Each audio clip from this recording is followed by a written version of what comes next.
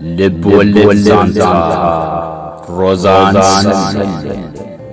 دراسي استيفانوس قبل هانچ ترختي موسى قرمات راحل باي مسوح هذا دبسي يوناس محمد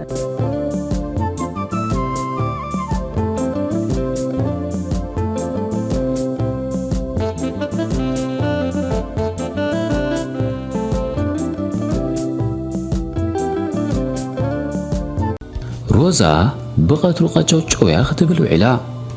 اب عرات غوبت خون كم بحدش تسيا او وش غزا زورور تبلمو داغماي ناب عرات كيدا تغمسس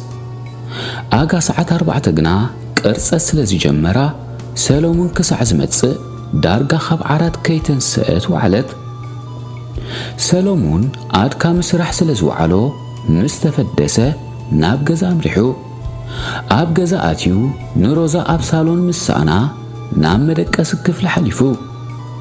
دقي سام سراياخا تصلي كديدا روزي إلوا جوب ونوصا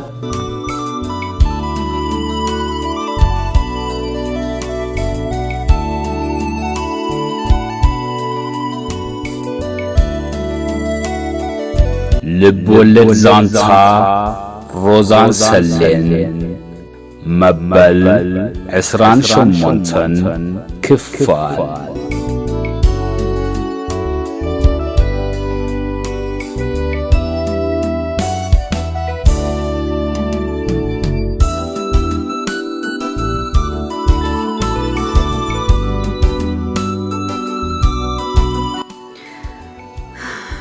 عندي أسئلة حوي انتي كم زدلين أرصد كيرلي وعلو ودي كتب الملسات اللو كم حافلة عم تراس أنها تسقعت ما حسلا جميركي أنا بلا أبعرات كوفيلو واي ساعة 4 قزو ملسا كبدا قدش غشقوا قزا الناج أماددت سلام انتي كنت تليفون زي دول كلي كقرفني خوني لس كشكرا كايدو لهون ودي نمخانو معالت قريب ديو ومعالتي سدرقا قريبي مثلني كندي معالت دي تريفك زولو ويسكتنا إلا أوارح قد قوتصر زندحر مبال رئيس أغنعة كلتا معالت داخي كون تريفني زولو كتب الملسات اللو ملسا مسمعه كم سنبدلو أنت روزا أبقى للتمعالت بس عغدا أنت تسبي اللغي نعبد جاغتسي قلت فينا أنا هوسبيتال كن بقاس لنا إيلو شبربر كبل جميرو روزا كاب قال قربا بتا أب هوسبيتال دك تبعتيو محرس كم زلو كعللا سميعة سلازنا برد كت بقاس هيدا ليتن بقنياتو كاب أب هوسبيتال تحرس أب قزا كتقلاقل مريصاس درو بمقد حانت قربيتاون مس حانت اللمداوت محرسي ترخيباس زررب جميرا نيرا سلومون بجخ نخيد انا بلا بإيدو دقيفو بغستا كاب عرات مستن ساقنا كيف توت حرايلا بددلا تنسيا كدانا قيرا دما عمان كبو تدقيفا سلينا بلا تبقيسا أما قد تحرس كوينو سلز تسمعو حاقوز قوز كيبلا أنا تسكفة مكينة أتسيو بهد أتكبكو عجميرو دحر 10 دقيق أب كسر زوديتو هوسبيتال مسبصحة نروزا أمزقيبو أب كفل مولدان أتيوا وتسيت كسع زنقرو أب كوريدر كحلبت سنحو أقلبو بحانت نابو قصا كتسقوم زرايا نواح فخاخ سنان رست صاحبو كودب أنا بلت نابو قريبا نزاح جزاتوت لوزات بحالت أنستحيسكم لهم ماتيخم كتبل توكيساتو كورتع بزبالة دمسي بقوة مليسو الله أبقاش أشاقنا دساي بلون أمو أبزغ تحدل سلازو خانت ኣብ ክፍሊ መዝገብ ስምኩምን ቁፅሊ ተሌፎንኩምን ሂብኩም ክትኸዱ ትኽእሉ ኢኹም ኢላቶ ብግስ ኢላ እሞ ቅድሚ ምኻደ ክሪኣ ኽእልደ ክብል ሓቲትዋ ገና ካብኡ ከይረሓቐት ሽዑ ዝባና ገልቢጣ ናብ ዘላቶ ክፍሊ ምእታው ክልኩል እዩ ዳሓርካ ዘሰክፍ ነገር የለን እኮ ተሓርሰሉ ግዜ ፍሉጥ ስለ ዘይኾነ ቀንፎ ዘውን ተበልኩም ፋይዳ የብሎን እንታይ ዝበለ ፀጋሚ እናረኸብና ደቂ ኢላቶ መገዳ ቐፂላ ሰሎሞን ለኸፍከፍ ክትብል ኣስተውዒሉላ ስለ ዝጸንሐ ብትሕትና እዩ ዝዛረባ ነይሩ ንሮዛ ከይረኸባ ክኸይድ ስለ ዘይደለያ ግና እንታይ መሲልክ ሲስተር ኢሉ ደድሕሪያ እናሰዓበ ተለማሊሙ ክሓታ ፈቲኑ ዘረብኡ ክውድእ ዕድል ይሃበቶን ዳግማይ ገጻ ገልቢጣ ተገርጫ ድሕሪ ምጥማት ትሰምዑ ዲኹም ክንደይ ግዜ ድዩ ዘረባ ክንሰርሕ እምበር ክንናገሩ እኮ ይመጻና ኢላቶ ጠንጢናቶ ተዓዚራ ሰሎሞን ኩርናዕ ተጠውያ ካብ ገጹ ክሳዓት ትኽወል ኣብ ዝነበሮ ተዓኒዱ ጠሚትዋ ብትሕቲ መልሓሱ ኣታ ናይ እንደመን ባእባያ ዘይኣወደ ኢሉ ንሮዛ ተሕርሳ ካልእ ሰብ ክትኮነሉ እናተመነየ ኣብ ክፍሊ መዝገብ ኣድራሽኡ ገዲፉ ወፂኡ ብዛዕባታ ገንጫር ነርስ ጥራይ እናሓሰበ ድማ መኪኑ ኣበጊሱ ብናህር እናተወንጨፈ ከይተረድኦ ኣብ ኣፍ ደገ ገዝኡ በፂሑ ማዕጾ ኸፊቱ ኣብ ሳሎን ኮፍ ምስ በለ ሰንፈላል ኮይኑ ብዓቕሊ ጽበት ናብ መደቀሲ ክፍሊ ኸይዱ ልክዕ ከም ሓደ ዝተዘርዐ ዝራብዕ ካብ መደቀሲ ክፍሊ ናብ ሳሎን ካብኡ ናብ ክሽነ ከም ብሓድሽ ከዓ ናብ መደቀሲ ክፍሊ ክመላለስ ሓንሳብ ብመስኮት ክቕልቀል ግዜ ድራር ኣኺሉ ሸውሃቱ ተዓፅዩ ስለ ዝነበረ ግና ክበልዕ ኣይከኣለን መደቀሲ እንተጠቐሞ ኢሉ ካብ ባርቆ መድላ ክልተ ቢራ ኸምጽእ ድንዕ ኢሉ ብድሕሪኡ ካብ ሆስፒታል ከይድውሉሉ ተሰኪፉ ግና ነቲ ሓሳብ ኣዋዲቕዎ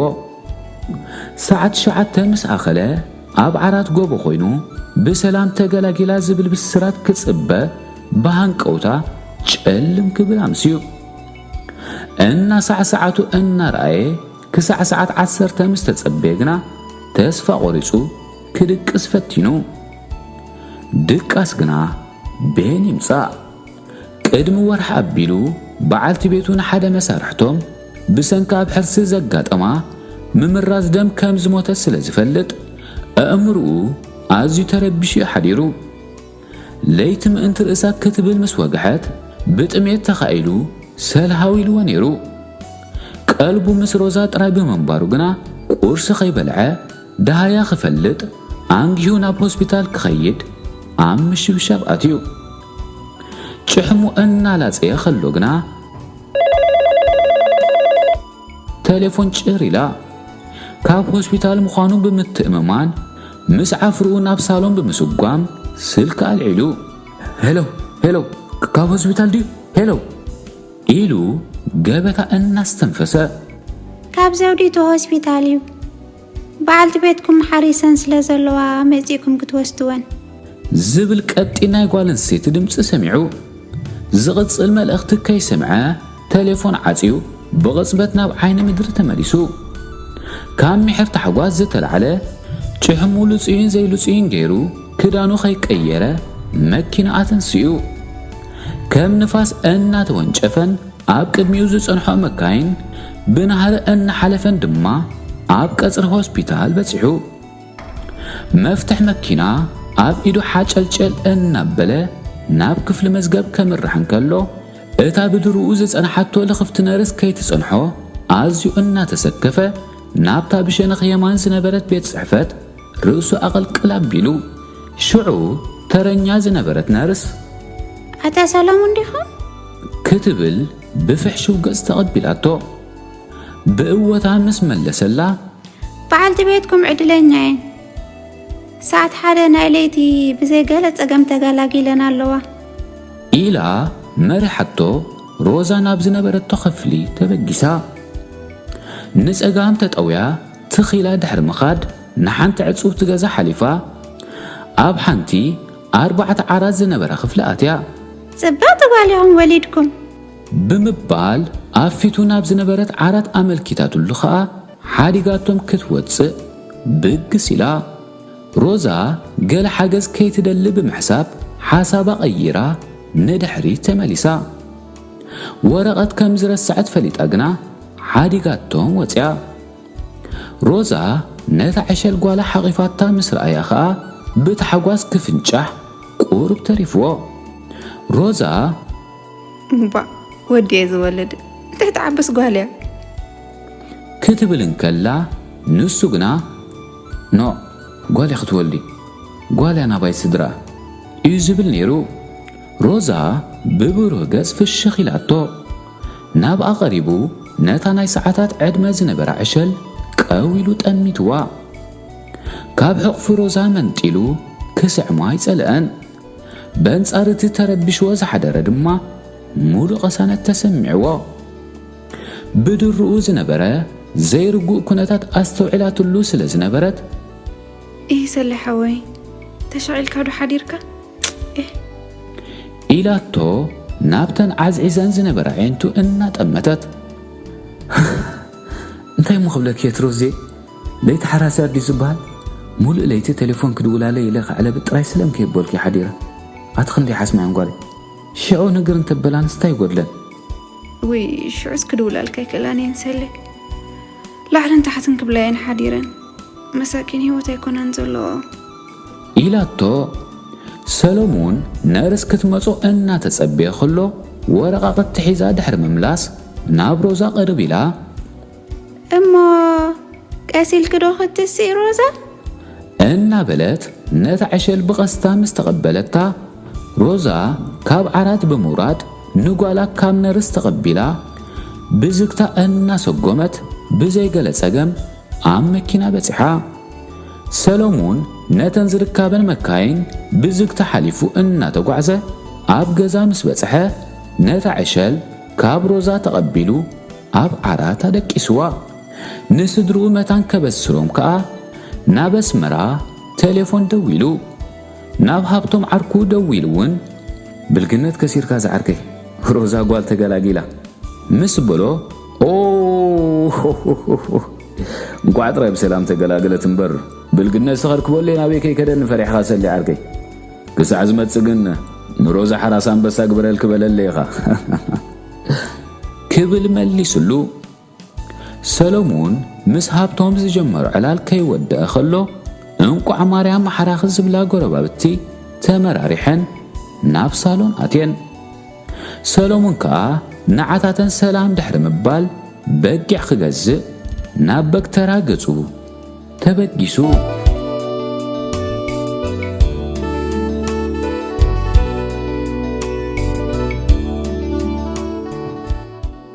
ልብ ወለድ ዛንታ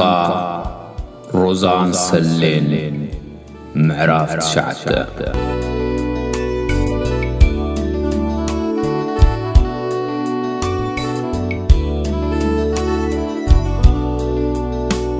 ንሰብኣይ ሰበይትን ብሓደ ዘንብሮም ብፍቕሪ ክነብሩ ዘለዎም ባህግን ድሌትን እምበር ቃል ኪዳን ስለ ዝኣሰሩ ወይ ሕብረተሰብ ንኸይፈላለዩ ብዝገበረሎም ጸቕጢ ኮነን ዘይተፈልጠ እዋኑ ኣብ መበል 50 ወርሒ ንጥምቀት ፍረ ወይኑ ኮይኑ ብርቱዕ ዛሕሊ ዝነበረሉ ወቕቲ ነይሩ ሰሎሞን ብድርኡ ካብ ሃብቶም ዓርኩ ዝተቐበሎም ምስጢራዊ ጽሑፋት ሒዙ አንጊሁ ንስራሕ ወፊሩ ንኹላተን ሓተምቲ መካይን ተቆጻጺሩ ንሓንቲ ገለ ኣቕዓ ኣምሊቑላ ናብ ቤት ጽሕፈቱ ተመሊሱ ናይ ቅድሚ ቀትሪ ስራሕ ብዘይገለ ዕንቅፋት ተዛዚሙ ድሕሪ ቀትሪ ኣብ ዝነበረ ናይ ስራሕ ግዜ ግና ኣጋ ሰዓት 4 እታ ኣቕሓ ዝጎደለ ሓታሚት ዘይንቡር ድምፂ ከተስምዕ ጀሚራ ሰራሕተኛታት ድማ ኣበርጌራ ከም ዘላ ፈሊጦም ንሓላፊ ፍርያት ሓቢሮሞ ንሱ ብግድኡ ተቐላጢፉ ንሰሎሞን ሓቢሩ ግብሩ ዝፈለጠ ሰሎሞን نخمسل بحوس السنبادة بدديلو مسارحيو حيزو نابت محتم بمراح نقل 10 دقايق حركت كود حرب بالكا جزي ختوسد مخانا نحلاف فريات نجيرو نابت عيو تملسو متكو بزعبات قداي دحر مفلاتو مزنبرت سعق اسراح اتحتاميت كي تعريت متان كي تحدر نسلومون كفتو تقايو سلومون بمعدو كمتس كله أسوعلو كوانت نبرا زي رأيو كمسل مستاخد عرات دلزل الأقحى حاخوت مبال كتسيلو متكو حسيسين نبلا ويلي سرع حسكادي خاسلي بزعبا ذات بالاشا زل حتاميتن يخزار بكادلي نيرا إلوو تحتنا بزملو الزراربا سلومون حيزوازز أنها حاتينا قميتو بزعبات الزقات أمام بالشت برقق زبالة تكنيكا وقالات قليسلو متكو سلومون زبالو بزحكوان تزيد ردقو بقوة رأسو أننا نغنغيو سمعوو قورو بدحل معطيت أيكا أمو قورو بنتاي تقبرنا يحيش كبل توكيسو لو مكوها زركبال لا مثلنا أنت سلي لو مقدن كتعريا تفتن عليك صباح دوي لا خطوعل زي حسابيو مغنياتو عبد سالس خنو دوز تسمع معنا ناي كوبانيا مزبول سندات اللونا هيا قلقبر بجاها إلو أتومتكو لو مكو أبو قلع خويني قدم زورة المسان يسترفن النيرو لو مقنا يسدرا بيت حلافناتي زلن سلازي نعرفت زي مسدرا بيتي كحلفو 5 مرس كتفلت عليك مس بلو نزكو أبقم زي أتوي كون أتو سلومون مس غزيخا أتصاب بابيلكا جن لو مشيت كتعريا فتن كم زلكا أنا محبازة أكل ترايو أنك تراي حاز إلو مفتح مكينة أغبلو سلومون بوشتو أن تحقوسه كده تعيلو صبغ يرخد صوت الجاي إلو مفتح مكينة دحر مقبال أمو جزخ بتسعمو تمالي سخ عرّي إلو جزء نامتكو أن نقنعه دحريو أيدونجين ناب جزا بتسحب مملاس نتبه تسوس كزر جحزة تدلي مانيفيست كبازي حمسيو نتا أوتي وازي نبره ناي حثاميت أخحد ما نابو تاء مليسوا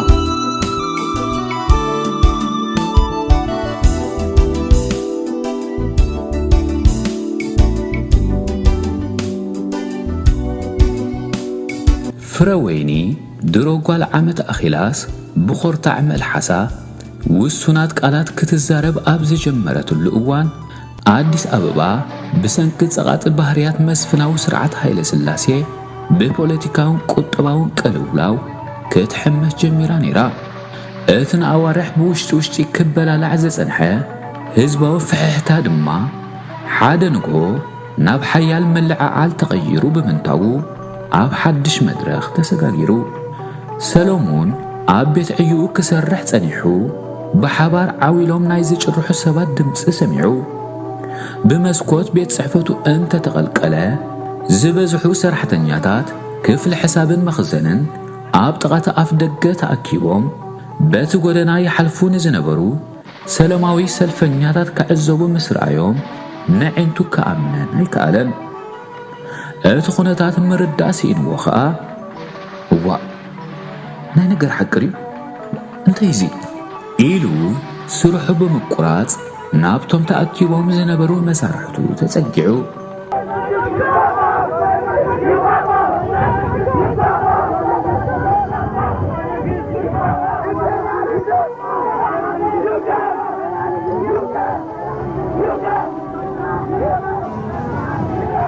حاد أب كفل عدقز سرح آفنشون العلزن كعررت من السي أما أكلهم دويلو أنت يتبل الله أنت عديس أبا بملئتها كويتنا ويتازلا تمهارو ممهارانين سلامة وسلف زكايدو زلو نزي أتو ما يترأيو كباب بياسا 4 ኪሎ ቸርችር ጎደና ፈጽሙ መሕለፊ ዘይርከቦ ይኾይኑ ዘሎ ንቑርብ ኣብኒትና እምበር ኣሰር ሓጊቶምና እዮም ነይሮም ሰብ ታክሲ ከይተረፉ ብምሉኣቶም ኣድማ ገይሮም ኣለዉ ክገርመኩም ጥርትብል ታክሲ እኮ እያ ዘየላ እምቡኣ ብምባል ኣእዳው እናንቀሳቐሰ ብርሱን ስምዒት ብዓውታ ክዛረብ ከሎ ሰሚዕዎ እቲ ተርእዮ ንኹላቶም ሃንደበቲ ነይሩ ኣብ ዝበዝሕቶም ብኣንክሮ ዝሰምዕዎ ዝነበሩ መንእስያት መሳርሕቱ ናይ ህንጢና መንፈስ ክረአ እንከሎ ገለማዮም ዝሰተዩ ግና እቲ ጉዳይ ናብ ህውከትን ውጥረትን ዘመርሕ ኮይኑ ስለ ዝተራእዮም ኣብ ገጻቶም ናይ ስግኣትን ምጥርጣርን ስምዒት ይንበብ ነይሩ እንታይ ባህልቲኦም ኣንታ ወደይ ሓቲቶሞ ኣብ መኽዘን ዝሰርሑ ሽምግል ዝበሉ ከብዳም ሰብኣይ ዝበዝሕ ሰብ ብጎብ ዓይኑ ጠሚትዎም እቲ ስዋኣ ዝተዓመላ ኮማሪት ክመስል ፍሽኽሽኽ ዝብል ዝነበረ መንእሰይ ግና ገጹ ናብኦም ኣዚሩ እዋ መምሃራንን ተምሃሮን መሬት ንሓራሲኡ መሰል ህዝቢ እየተሓለቑ ክብሉ ከለዉ ሰብ ታክሲ ኸኣ ዋጋ ነዳዲ ኸቢሩ ኢሎም ኣገልግሎት ካብ ማባቅ ቆሪፆም እዮም ዘለዉ ብፍላይ ቶም ተምሃሮ ዩኒቨርሲቲ ክዝክሮም ዘይክእል ብርክ ዝበለ ጭርሖታት ሒዞም ነይሮም እዋ ኣይትረኣይዎ እዋ ክብል ዘረብኡ ደምዲሙ እቶም ሰብኣይ ገጾም ኣሲሮም ክሰምዕዎ ድሕሪ ምጽናሕ እዋ እዚ እኳ ትሚልካ ሃለውለው እዩ እዞም ተምሃሮ ቁም ነገር ዘለዎም ኮይኑ ይስምዓንን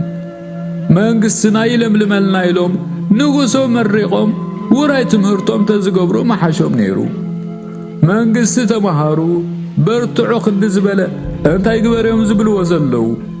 እቶም ሰብ ታክሲ ተኾነኸ ጥዑያዶ ትብልዎም ኢኹም ዋጋ ነዳዲ ዝውስኹ ዘለዉ እኮ እዞም እስራኤል ዝሰዓረቶም ዕረብ እምበር ጃንሆይ ኣይኮኑን ነዳዲ ኸማይ ካብ ዒላ ገሊልካ ወይ ካብ ውሓዚ ቀዲሕካ ዝመፅእ ይመስልዎ እንታይ ዝበለ ዘመን መፅሓናቱም ሰባት ህዝቢ መንግስቱ ዝበለ ኣሜን ኢሉ ክቕበል እዩ ዝግብኦ እዚ ግን ምስ ምንታይ ይቁፀር እዩ ብሓደ ኣፊቱ ኢሎም ሃገራዊ ወነ ብዝተሓወሶ ስምዒት ዝበዝሑ ካብቶም ሰማዕቲ ዘረባ ናይቶም ሰብኣይ ስለ ዘይተዋሕጠሎም ኣፍጢጦም ጠሚቶሞም እቶም ንጉሳዊ ዘርኢ ኣለምኒ ኢሎም ዝምክሑ ዝነበሩ ሰብኣይ ብዙሕ ፍትዋይ ነበሩን ኔበሎ ኣበይ ዝነበረ ሓሽላ ኺበጃኻ ኢሉ ሓደ ኣብ ወሰን ዝነበረ ቀጢን ጽሙእ ዝገጹ መንእሰይ ብትሕቲ መልሓሱ ስለዘይቃለበልዮም እምበር ሰናፋይ ነበሩን ዕስፊ መመለሱሉ ነይሮም ናይ ሰብ ታክሲ እኳ ንፈልጦ ይብልናን እቶም ተምሃሮ ግና ትምህርቶም ወዲኦም ስራሕ ይስእኑ ኣለዉ ጣፍ ከቢሩ ንኹንታል 15 ቅርሺ በፂሑ ዋጋ መጓዓዝያ ድማ ወሲኹሎ ካልእሲ ይትረፍ ካብዛ ኣዲስ ኣበባ ናብ ደብረ ብርሃን ምውራድ እንጨኒቑና ዘሎ መርፍእ እንፈትልና ኣላጊብና ኢና እኮ ንነብር ዘለና ስለዚ እዞም ተምሃሮ ሓቃቶም ኣለዉ ንመንግስቲ ዓገብ ህዝቢ ይብደል ኣሎ ፍትሒ ተሳይኑ እንተበሉ እንታይ ነብሩ ኣለዎ እንታ ከተዛርቡና ኢኹም ደሊኹም ዋ ኢሎም ሓደ መነፅር ዝወደዩ ሕፍስ ብዝበለ ድምፂ እዚ ዝበሃል ዘሎ ዘረባ ሓቂ እዩ ህዝቢ እንተፈሪሑ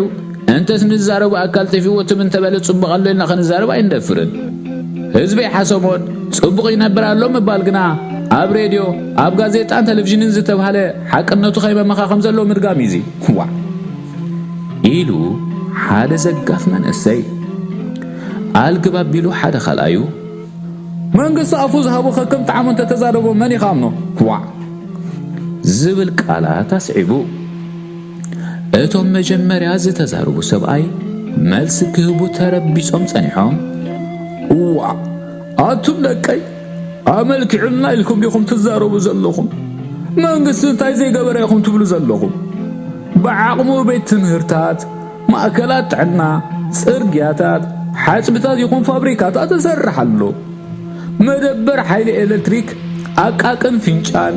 ፋብሪካ ሽኮር ወንጅን መተሃራን ሆስፒታል ጥቁር አንበሳ መንሰርሕዎ መንግስትና ካብ ሓሊፉ እንታ ክገብር ትደልይዎ ኣለኹም በጃኻትኩም ነዛና ሸሓት ሓርበኛታት ደም ከፊልና ዘምጻና ባንዴራ ረአዩ ጣፍ ከቢሩ ስራሕ ተሳኢኑ ኢልካ ምጭራሕ ዘረባ ይኮነ أفلو من تخبره صبح ودل ناعدا قانا قريكو سرحك لو ميسا صبح ركب نقوسنا مريقنا حدنت هاجرنا حلنا انت تقعزنا أملاخ فتوى سبك أفتوى كابو بلا نزاناي كريستيان دسيت هاجرنا خقوبت أزد العرب أبزا أفدقنا ينبهان قوتا زسانا توازلوا بجاقاتكم مفتوت ألاقين غول هوا كبلو بروستون سمعي تزاريبهم بحد جاف كوينو بسياف كتأمتهم زسان حياسين كساتي زسان حشقارا دربيو انت غنى ندون مسألة سوزك على سوزلو محقزك نعاقان كمغان حاران مبساهم زك على سوزلو كاو بلا بزعبا قبات منقص ختزارب بقعة بلقا حدا منقصخا مسرتا وسواء مسألة تزبع محلاون أبتقبار فتح زلو متكلاو الرأيان دا أمبر بقزب حزب حاسبي بيت مهرت ويديقا سلا السرحة وكيل حزب ويكون أخبها لا يكيل أبكم متمسيخا لعليه هتلر موسلين دندلات فابريكاتاتن سرقاتاتن سرحة سرعتاي نبرا نسو قديفنا قن أبز منقصنا تبلو زلخا مسفنا وسرحة زلو ميسرات كن دي زاكنا حزب جنزب أبجوبهم كم زاتو تفلت بلقا اتا أبريدي وخنا بتيفي نفتوى كان تفتونا حزبنا إلو زمد درجان هويكا لعلي حزب إثيوبيا خالص على خمسة يقول عاد عادي خمس فلت تردى كما أنا ترى سب سلزخنا خا يسأهي نقص بالسب سواء قبل يكونه جانوين إثيوبيا لعلينا خمس صفر خمسة حالي الله فلت وكذا لعلو زخنا سب قرديت كوين وازلو با داخل زارونا ريل دحر مبالكا درباو تقوم زي فلت متاغي إلو زربو بتصرف دمدمو زبزحو بصوتو زربو أسكيفوهم عم نحد حدهم كت أمامتو خلو إتهم زي تصرفو دلتال لازن برو سب أي بوغنهم ودايت أنا إلهم بمفكار كهرموو إلهم كسبسبو ترايهم أبتقوم زنبرو سبات كحزوهم كفتنو نسهم دما أنت زي هرمكو كبلو ودات كوينو أما وداتا أبي كم زنبر كازي تفلش للسنعيكم مختب لني صنع أنت خحداي مسالح بعدي كريه كاسر حكا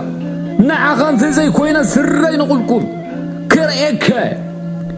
إيلوم رأسهم أنا نغنقو فكرهم لو ياسين بوغنو أتا مسفل دعرو مسهم قويتت كامناي تاريخ وحف كدر بيخا نزا هاقر ناي كريستيان تراي كتقبرات تفتن دعر سب ديكون كان دعر إيلو أنا تسعرفه بعقمك كتعرارم فانتر إيلو أتأكب سب نتعقرقر كهد أنا فتنن كله متكو كونتات متان كتساري تليفون كدول سنحو بمعدو مسرعيهم نابقاتهم قلسو خيدو باب قجلة فحيلهم قجم كبلو نتسنحو وخا واي زي ريعو زي بالله واتا تجواتي لكم دوما زغفلكم زلكم نغنتي كونان يلا نفس وكف سبنا الناس رحيقي وع كبل بعوتا قد حوام زبزحو أرأسو مدنينهم بقس كبلو خلو ياسين زركبهم وحدات حايلهم كرئيو نقل خليتات أبز نبرو بوتا دويلهم دحر مصنح قوسس أنبلو نناب سرحماتيهم سلومون ناب هبتم عركو تليفون دويلو كرخبو سلزي كاله فرق معلت مسأخله ناب قزو كبقس مكينو أتسيوا بزعبا سلاماو سلف زقل زنبر منسي بمعلوم مسرائيوخا أنت سلومون عبيد كاريغا أبزي معتك غيتأتو أبزي أتو على الكرحان أبزي أقدفا إلوو نابونا غربا كم توازاي من السيس لزفلتو زلاق زلو تراي مسيلو حق خليها معرق نزي سجيل كيو كبل توكيسو نجيرك كالو خسلي دحر كي تتعاز مكينا خاقا بيسكاية تقون كاقن تبقاس كابزني لونات كاقو دايو نعي اقد شننيو إيلو قاسو قلبيتو كاب آتون فنتتيلو كسام عمز سنحة حاد نسلمون زي فتوى دفن عيلو من السيكا عندها قد زيكا خمزي تشنا كسحنا زي تحدقو إيلو عبتقو مسكربا اتمن السي دم ساعت حتو يزارب كوانتا نبرا እንታይ ከም ዝበለ ሰሎሞን ብንጹር ስለ ዝሰምዖ መሬት ድሓን ከም ዘይኮነ ተዓዚቡ መኪኑ ክሓድጋ ተገዲዱ።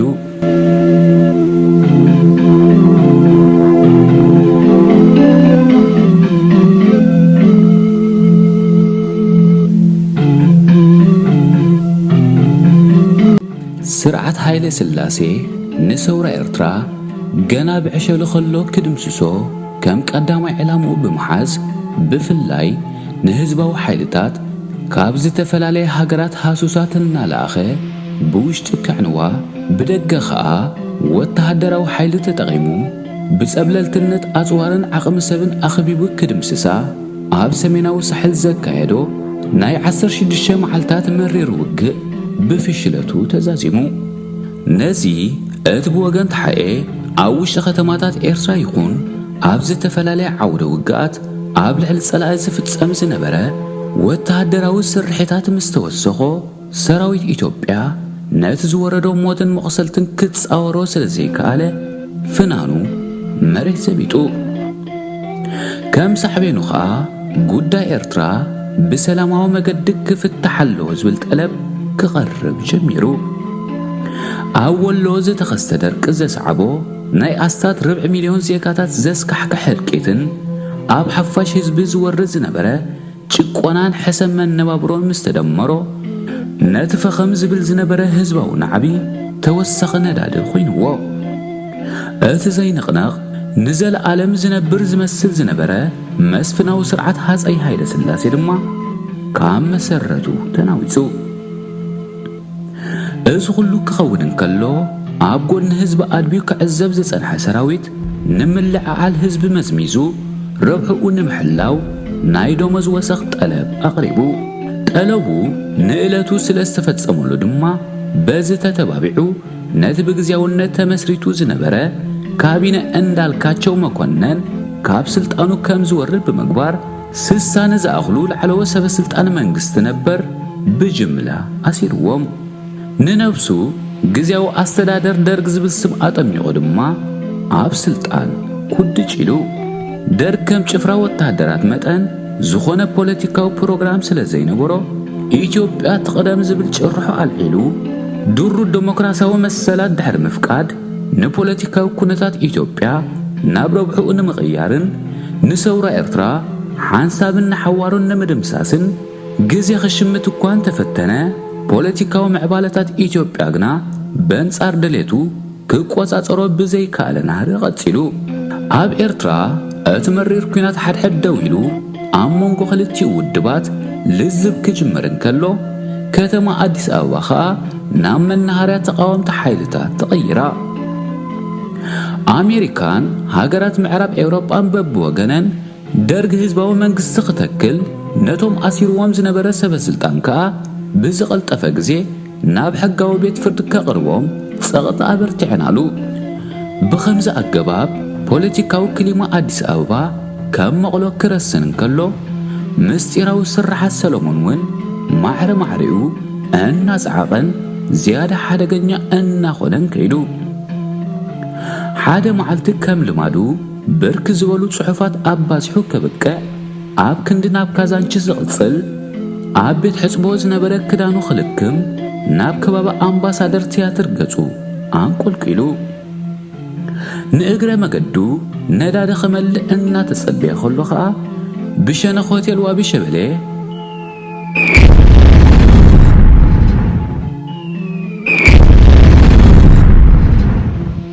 ይም ዝብል ብርቱዕ ድምፂ ሰሚዑ። ኣብቲ እዋነቲ ተኹስ ምስማዕ ሓድሽ ነገር እኳ ተዘይነበረ ናይ ሹዕ ምሸት ግና እምብዛ ዝተፈልየ ነይሩ። ተጠራጢሩ ንገለ ደቓይቕ ተጸቢዩ። ንቡር ምንቅስቓስ መካይን ምስ ረኣየ ግና ብርእሰ ምትእምማን መገዱ ቐጺሉ። ብኣምባሳደር ቲያትር ንየማን ገጹ ተጠውዩ ሓጻር ዓቐብ ብምሓዝ ከኣ ኣብቲ ዓቢ ጎደና ቤተ መንግስቲ ተሓዊሱ። ነዊሕ ከይከደ ብማዕዶ ብርክ ዝበላ መካይን ደው ኢለን ምስ ዓዘበ ኸኣ ገለ ሓደጋ ዘጋጠመ መሲልዎ። ናህሪ መኪና ነኪዩ ናብ የማነ ጸጋሙ እንተጠመተ ግና ብረት ዝተሓንገጡ ወታደራት ክንቀሳቀሱ ተዓዚቡ መብራህትን አይተን ደው ዝበላ መካይን ነቲ ከባቢ ናብ ፀሓይ ቀትሪ ቀይርዎ ስለ ዝነበረ ይፍትሹ ከም ዝነበሩ ምርኣይ ኣይጸገሞን ብፍርሒ ተዋሒጡ ንድሕሪት ክምለስ ቁሊሕ እንተበለ ድሮ ብርክ ዝበላ መካይን ስለ ዝተደረብኦ ነቲ ሓሳብ ብኡንቡ ኣዋዲቕዎ